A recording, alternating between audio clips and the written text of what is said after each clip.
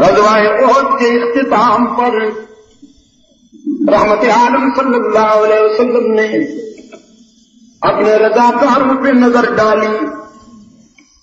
ایک بوڑھا مجاہد نظر نہیں آ رہا تھا.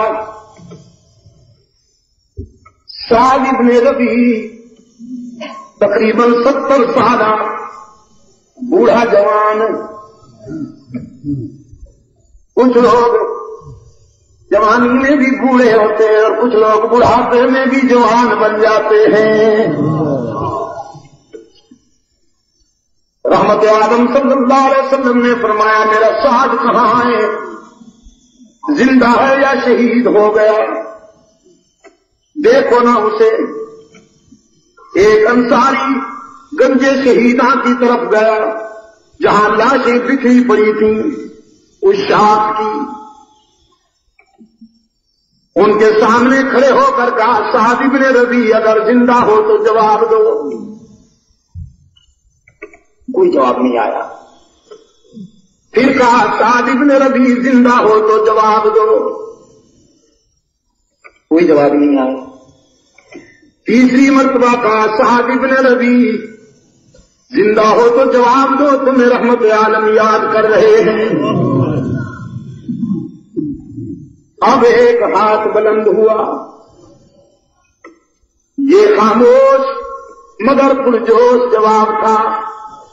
اور تو کسی کے لیے زندہ نہیں ہوں لیکن رحمت عالم نے یاد کیا ہے تو ان کے ارشاد کی تعمیل میں زندگی کے ابھی کچھ سانس باقی ہیں.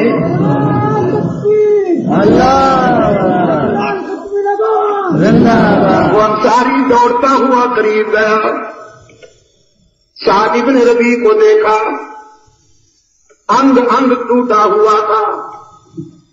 سر سے پاؤں تک زخموں میں نہایا ہوا تھا. کہا اٹھو سعد آج تیرے مقدر پر تو سب صحابہ کو رشک آ رہا ہے. جس پیار سے تمہیں اللہ کے محبوب نے یاد کیا آج سب صحابہ سوچتے ہیں سعد ابن ربیع کی جگہ ہم ہوتے کہ ہمیں بھی رحمت عالم اس پیار سے یاد کرتے. ابن ربیع کہتا ہے دیکھتے ہو نا چلنے کے قابل نہیں ہوں. اگر چل سکتا تو اپنی شمع پر پروانہ وار نثار ہو کر پہنچتا. میرے آقا کو سلام عرض کرنا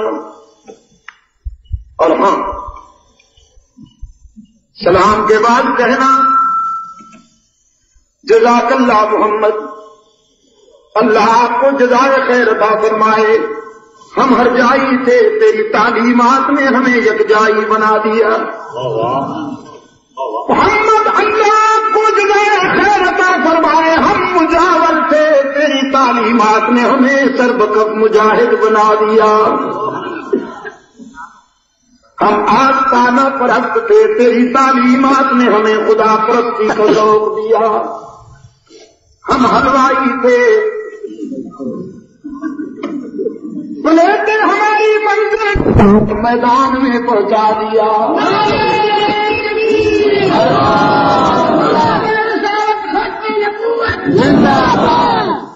ہم حلوائی تھے تو نے ہمیں سدائی بنا دیا.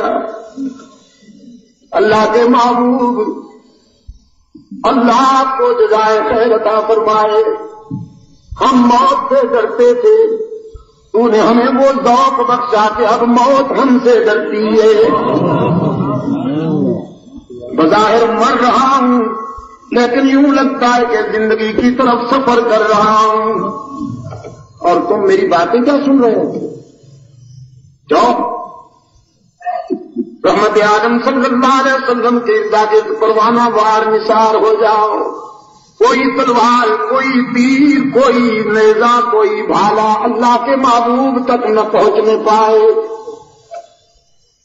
وہ انصاری دوڑتا ہوا رحمت عالم صلی اللہ علیہ وسلم کی خدمت میں آیا اور سعد کا پیغام سنایا. مقدر بڑے حسین موڑ پہ آ گیا. سکھر والوں رحمت عالم صلی اللہ علیہ وسلم کھڑے ہو گئے. فرمایا اگر میرا سعد نہیں چل سکتا تو مجھے لے چلو، اب نبوت اپنے مجاہد کے پاس خود چل کے جائے گی۔ رحمت عالم صلی اللہ علیہ وسلم تشریف لائے، سعد بن ربیع کے قریب آ کر سلام کہا، لیکن اب آخری سانس تھے، سلام کا جواب دینے کے قابل نہیں تھا وہ مجاہد، جاں بلند تھا۔ رحمت عالم صلی اللہ علیہ وسلم سعد کے سرہانے بیٹھ گئے، اپنے مجاہد کا سر گود میں رکھ لیا، اور اللہ نے وفاؤں کا صلہ دے دیا سعد کو۔ جو ہی رحمت عالم نے سعد کا سر گود میں رکھا، سعد نے آنکھیں کھول دی، سعد نے اپنے محبوب کو اور رحمت عالم نے اپنے مجاہد کو ان خاموش نگاہوں میں نہ معلوم کیا کیا پیغام دیے، ان نگاہوں میں نہ معلوم کون کون سی باتیں ہوئی۔ پھر سعد نے ایک بھرپور نظر محبوب رب العالمین کے چہرے پہ ڈال کر آنکھیں ہمیشہ کے لیے بند کر لی۔ رحمت عالم صلی اللہ علیہ وسلم نے اپنے مبارک ہاتھوں سے اپنی شہید کی آنکھیں بند کی۔